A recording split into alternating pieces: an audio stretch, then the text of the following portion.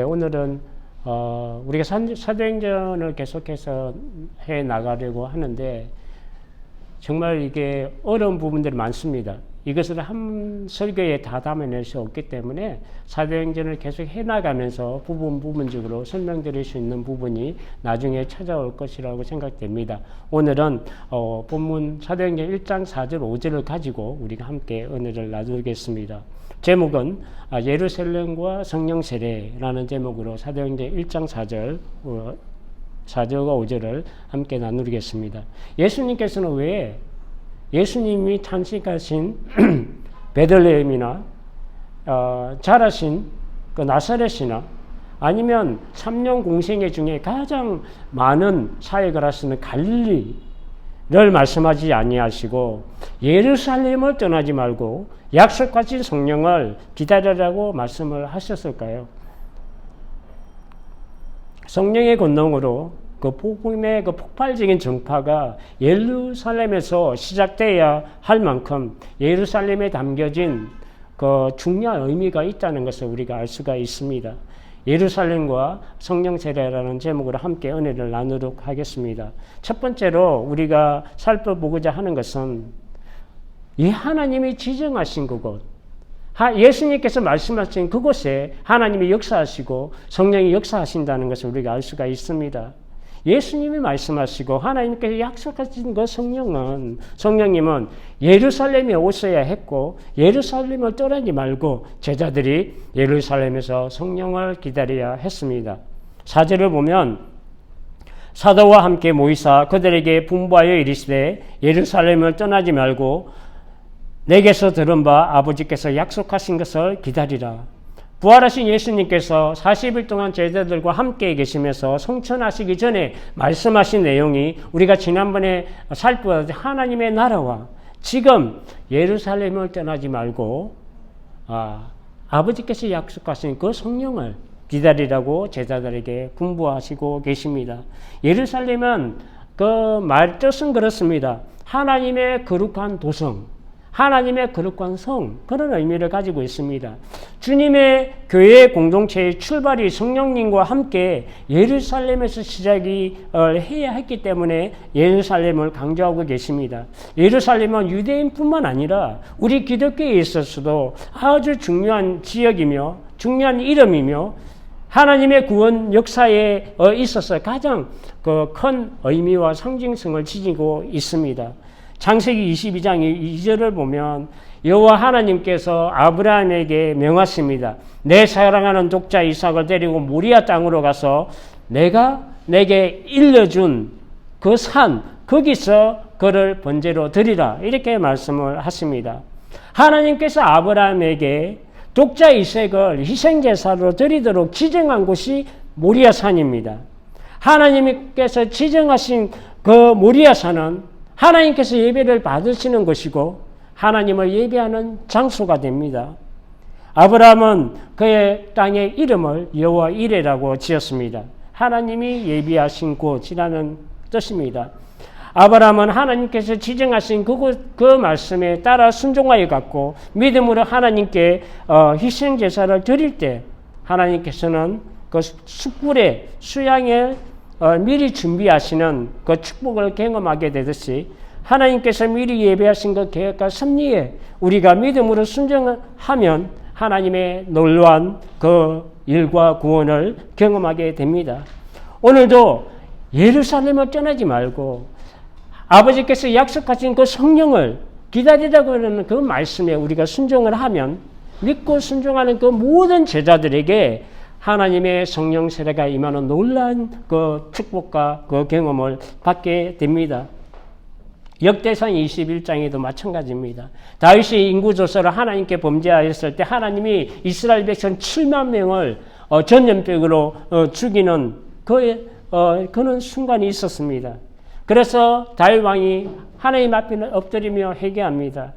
계수하여 범죄한 사람은 악을 지어지는 사람은 난데 저 양떼가 무슨 죄가 있습니까? 그러니까 나의 집을 치시고 저 백성들을 구원하여 달라고 그가 엎드려 간절히 구합니다. 그때 하나님의 여호와의 천사가 갓에게 명령하여 다윗에게 이르기를 다윗은 올라가서 여부스 사람 오르난의 타작마당에서 여호와를 위하여 제단을 쌓으라 하신지라. 여호와 하나님께서 지정한 그곳에서 희생 번제를 드릴 때 재앙이 그쳤습니다. 훗날에 아들 솔로몬이 여호와의 성전을 시작한 곳에 여호와 하나님께서 다윗에게 나타난 그곳이었고 여부스 사람 오르난의 타작마당으로 아버지 그 다윗이 희생제사를 드림으로 그 재앙이 그치게 한 그곳이 바로 예루살렘 모리아산 여부스 사람 그 오르난의 타작마당입니다. 솔로몬이 예루살렘 모리아산에 여호와의 전 건축하기를 시작하니 그곳은 전에 여호와께서 그의 아버지 다윗에게 나타난 곳이요 여부스 사람 오르난의 타작마당이 다윗이 정한 곳이라 라고 역대하 3장 1절에 말씀합니다. 독자 이삭의 번제는 메시아 예수 그리스도께서 독생자 예수 그리스도께서 오셔서 우리를 위하여 십자가에 달리시는 그 희생제사를 예표하는 것이며 결코 운영이 아니라 하나님의 아들 예수 그리스도께서 십자가에 못 박혀서 죽으사 인류를 위한 대속제물로 드리신 그곳이 바로 예루살렘입니다. 그리고 예루살렘은 하나님의 그 예배 처소가 되실 뿐만 아니라 하나님이 지정한 그 예배 처소일 뿐만 아니라 하나님의 모든 말씀이 나오는 곳으로 성경은 말씀합니다. 이사야서 2장 3절을 보면 많은 백성들이 가며 이르기를 오라 우리가 여호와의 산에 오르자 야곱의 하나님의 전에 이르자 그가 그의 길을 우리에게 가르치실 것이라 우리가 그의 길로 행하리라 하리니 이는 율법이 시온에서부터 나올 것이요 여호와의 말씀이 예루살렘에서 나올 것임이니라 라고 말씀합니다. 예루살렘은 하나님의 말씀이 흘러나오는 그 진리의 터이고 하나님께서 아브라함과 다윗에게 명하여 지정한 곳으로 솔로몬이 하나님의 성전을 건축함으로 여호와께서 그곳에서 예배를 받으시고 백성들의 기도를 들으시며 백성들을 만나주시고 하신 그곳이 바로 여호와의 성전이고 여호와의 집이고 예루살렘입니다. 세상제를 위하여 그리스도께서 대속제물로 십자가에 죽으시고 희생제사를 드리신 곳이 바로 예루살렘이시며 그것이 신약의 그 터전으로 아주 중요한 의미를 가지고 있고 기독교의 그 상징적인 터가 바로 예루살렘입니다. 그래서 예수님께서는 예루살렘을 떠나지 말고 아버지께서 약속하신 성령을 그곳에서 기다리라고 우리에게 분부하셨습니다. 성령께서도 예루살렘에 오셔야만 했고 그곳에 진리의 복음의 그 운동이 일어나야 했기 때문에 예루살렘을 떠나지 말고 그곳에서 우리가 성령을 기다려야 했던 것입니다. 아버지께서 약속하신 그 성령은 예수님께서 복음서에서 많이 말씀하신 내용입니다. 요한복음 특히 요한복음 14장이나 요한복음 16장에 보면 성령이 오실 성령에 대해서 성령이 오시면 진리의 성령이 오시면 어떻게 하게 계속 말씀을 주신 내용입니다. 내가 아버지께 구하겠으니 그가 또 다른 보혜사를 너희에게 주사 영원토록 너희와 함께 있게 하리니 그는 진리의 영이라 세상은 너희 그를 받지 못하나니 이는 그를 보지도 못하고 알지도 못합니다. 그러나 너희는 그를 아나니 그는 너희와 함께 거하시며 또 너희 속에 계시겠습니다. 보혜사 성령에 대한 것은 요엘서나 그리고 누가복음이나 오늘 본문 1장 5절이나 다 예수님께서 말씀하신 내용이고 성경에 미리 약속하신 내용입니다. 성령께서 임하시면 진리의 복음의 비밀을 깨닫고 하시고 성령의 권능으로 복음을 땅끝까지 전파하게 하게 하십니다. 하나님은 무소부재하신 분으로 어디든지 계시지만 하나님은 우리를 위해서 지정하신 그곳, 하나님께 정하신 그곳에 하나님의 역사가 있습니다. 예수님이 지정하신 그 예루살렘에 거기에서 성령의 강림이 임하게 됩니다. 두 번째로 우리가 볼 것은 물의 세례가 아닌 성령 세례를 받게 된다고 말씀합니다. 5절을 보면 요한은 물로 세례를 베풀었으나 너희는 맨날이 못하여 성령으로 세례를 받으리라 하셨느니라. 요한은 마태복음 3장 11절 이하에 보면 나는 너희로 회개하게 하기 위하여 물로 세례를 베풀거니와 내 뒤에 오시는 이는 나보다 능력이 많으시니 나는 그의 신을 들기도 감당하지 못하겠노라. 그는 성령과 불로 너에게 세례를 베풀 것이요 라고 말씀합니다. 그러나 예수님은 정작 성령 세례를 베풀시지 않았었습니다. 예수님은 부활 승천하신 이후에 성령을 보내주시고 그리고 그 성령 세례를 베푸셨습니다. 요한의 물의 세례는 하나님의 심판을 선포함으로 사람들을 회개에 이르게 하였습니다. 세례 요한은 예수님보다 먼저 오셔서 예수님의 그 길을 준비하는 자였고 예수님의 십자가의 대속 사역을 예비하는 것으로 회개의 세례를 베풀었습니다. 예수님이 오셔서 베푸시는 그 성령과 불의 그 세례로 사람이 그 회개의 일상으로 정말로 새롭게 거듭나게 하는 그 성령 세례가 우리 가운데 있어야 합니다. 우리 속사람이 우리 영혼이 성령으로 인해서 완전히 거듭나고 새 생명으로 거듭나는 이것이 없다면 사람은 물에 담근다고 하는 그거 세례와 침례가 무슨 의미가 있습니까?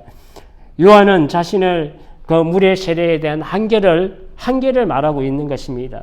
물의 세례가 아닌 성령 세례를 받아야 함을 강조하고 있습니다. 왜냐하면 예수님이 베푸실 그 불과 성령 세례는 불로서 죄악을 태워서 사람을 정결하게 하고 성령의 생기와 생명으로 새롭게 거듭나게 하는 생명 창조가 있는 진정한 그 세례가 바로 성령 세례이기 때문에 그렇습니다.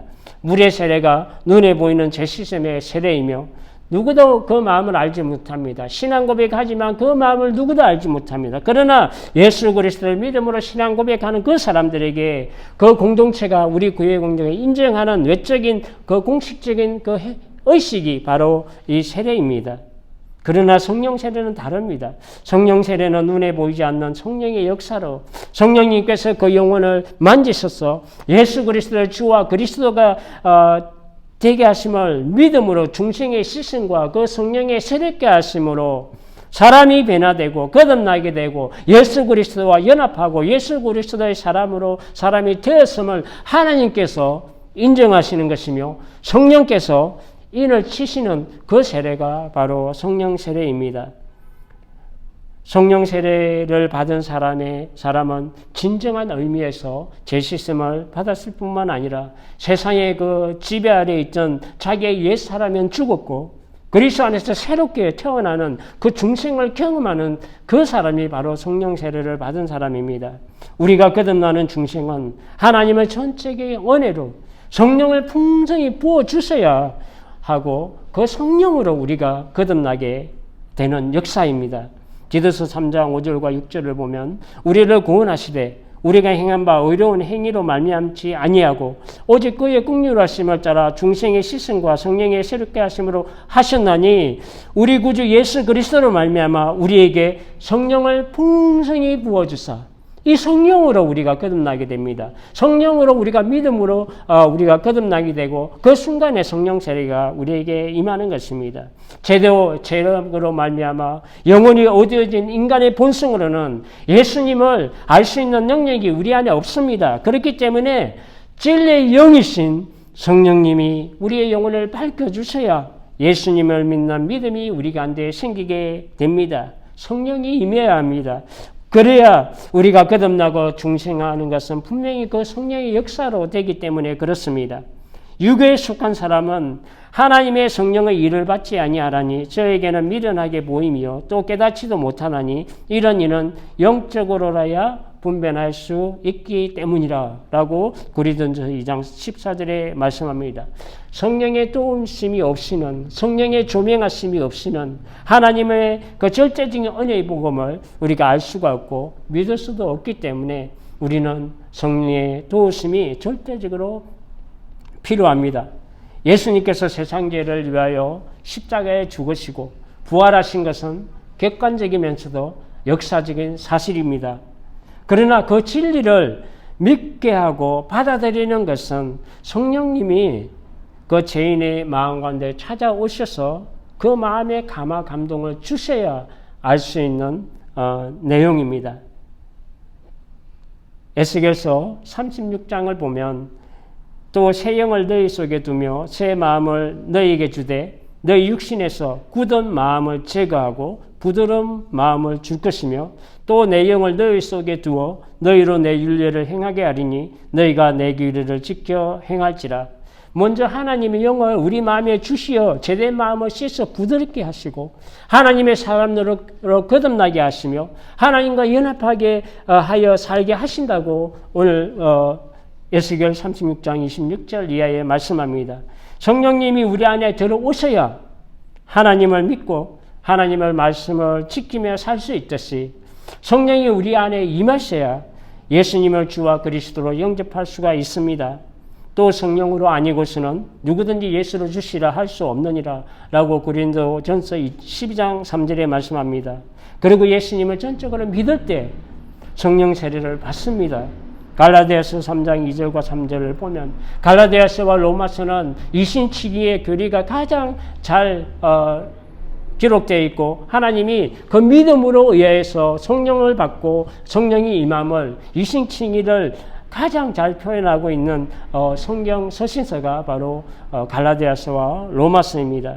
내가 너희에게 다만 이것을 알려 하노니 너희가 성령을 받은 것은 율법의 행위로냐 듣고 믿음으로냐 너희가 이같이 어리석으냐 성령으로 시작하였다가 이제는 육체로 마치겠느냐. 성령을 받는 것은 율법을 지켜서 얻어지는 인간의 공로가 아니라 복음을 듣고 믿음으로 말미암아 받게 되는 그 하나님의 전적인 은혜임을 말씀하고 있습니다. 믿음으로 성령 세례를 받는 것은 너무나 명백하고 당연한 사실입니다. 왜냐하면 성령이 오시는 이유가 예수님께서 왜 성령을 보내시고 왜 성령이 오시는지를 예수님께서 말씀을 주셨습니다. 성령이 오셔야만 되고 성령이 오시는 이유는 예수님을 증거하기 위하여 오셔야 하고 예수님께서 가르치고 말씀하신 모든 것들을 생각나게 하고 그리고 그 십자가와 부활에 행하신 모든 것을 알리시고 예수님의 영광을 나타내시기 위해서 오신다고 누가복음에 말씀하고 있습니다. 보혜사 곧 아버지께서 내 이름으로 보내실 성령 그가 너에게 모든 것을 가르치시고 내가 너에게 말한 모든 것을 생각나게 하리라. 예수님이 가르치시고 말씀한 모든 것들을 생각나게 하고 가르치신다는 것입니다. 성령이 오시면 아버지께로부터 내가 너에게 보낼 보혜사 곧 아버지께로부터 나오시는 진리의 성령이 오실 때에 그가 나를 증언할 것이요. 성령께서 하시는 일은 예수님을 증언하는 것입니다. 그가 내 영광을 나타내리니 내 것을 가지고 너에게 알리시겠습니다. 예수님의 영광을 나타낸다는 것입니다. 성령께서. 그리고 예수님을 알린다는 것입니다. 성령이 하시는 일이. 성령님은 예수님을 증거하시기 때문에 성령님께서 증거하시는 그 예수님을 믿고 영접하는 그 사람에게 성령 세례는 당연히 임하게 되어 있습니다. 성령 세례는 성령님께서 죄인의 마음 가운데 들어오셔서 죄를 회개하게 하시고 주 예수님을 믿음으로 성령으로 거듭나게 하시고 하늘의 속관자로 재창조되는 것이 성령 세례입니다. 그렇기 때문에 성령께서는 우리 안에 거주하시고 늘 우리와 더불어 사시고 또 영원히 우리와 함께 계시게 됩니다. 그래서 성도의 몸은 성령이 거하시는 하나님의 성전이며 하나님의 피로 값주고 사신 영혼으로 하나님의 통치와 다스리심이 우리 안에 있는 하나님 나라가 우리 가운데 이루어지게 되는 것입니다. 그러므로 성령 세례를 받은 자의 삶은 주의 십자가와 부활의 복음의 증거를 할 뿐만 아니라 성령 안에서 땅의 지체를 죽이며 하늘의 것을 생각하고 하늘의 것을 찾으며 살게 됩니다. 성령의 이끄심을 받아 예수 그리스도의 그 제자의 삶을 살게 되고 경건한 삶을 살기 때문에 직접적인 성화의 과정을 거치게 되고 그 영혼이 날마다 성령 안에서 그 생명을 얻게 되는 그런 신앙생활을 하게 됩니다. 그러나 성령 세례를 받지 않는 사람이 예수님의 제자의 삶을 살고 온전한 신앙생활을 한다는 것은 불가능에 가깝습니다. 왜냐하면 그 사람 속에 하나님의 영, 성령님이 계시지 않기 때문입니다. 로마서 8장 9절에 말씀합니다. 누구든지 그리스도의 영이 없으면 그리스도의 사람이 아니라. 성령을 받고 성령을 능력을 행하고 은사를 받는 것이 얼마나 놀라우신 하나님의 은혜인지 우리가 말로 다 할 수 없습니다. 그러나 성령 세례를 받은 자의 특징은 예수님을 최고로 이 세상의 최고의 가치로 줍니다. 성령 세례를 받은 사람의 특징은 예수님이 나의 사는 이유가 되고 나의 삶의 전부로 사는 자가 바로 성령 세례를 받은 자입니다. 예수 그리스도에 대한 믿음은 없고 그 영혼의 전인격의 그 변화가 없는 성령 세례는 무의미하고 또한 없습니다. 성령 세례를 받은 자가 삶의 변화가 일어나지 않는 것 또한 기적입니다. 성령 세례를 받은 성도는 그 인격과 삶이 변화되고 그 능력과 권능으로 예수 그리스도의 십자가 부활을 증거하고 하늘에 속한 자의 삶을 살아내는 그 신앙생활을 감당하는 자가 성령 세례를 받은 자입니다. 말씀을 정리하도록 하겠습니다. 누가복음 24장 44절 이하를 보면 예수님께서 제자들에게 말씀하신 내용입니다. 모세의 율법과 선지자의 글과 시편에 약속하신 그 예수님을 가르쳐 말씀하신 것이 먼저 다 이루어져야 성령이 오신다는 것을 예수님께서 말씀하십니다. 모세의 율법은 무엇입니까? 여자의 몸에서 나신 메시아 예수 그리스도가 사탄의 머리를 밟으시는 것을 말씀하시는 것이고, 선지자의 글은 무엇입니까? 하나님의 어린 양으로 오신, 모든 세상자를 지고 가는 하나님의 어린 양으로 오신 예수 그리스도 그 메시아가 고난을 받으시고 세상죄를 위하여 십자가에 죽으시는 것을 말씀합니다. 시편은 무엇을 말씀합니까? 시편 110편을 말씀하고 있습니다.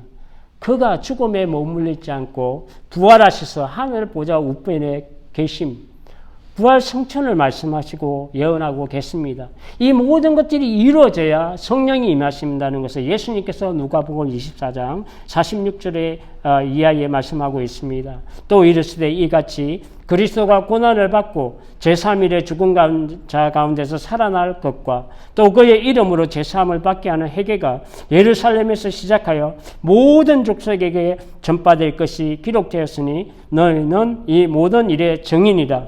볼지어다 내가 내 아버지께서 약속하신 것을 너희에게 보내리니 너희는 위로부터 능력으로 입혀질 때까지 이 성에 머물라 하시니라.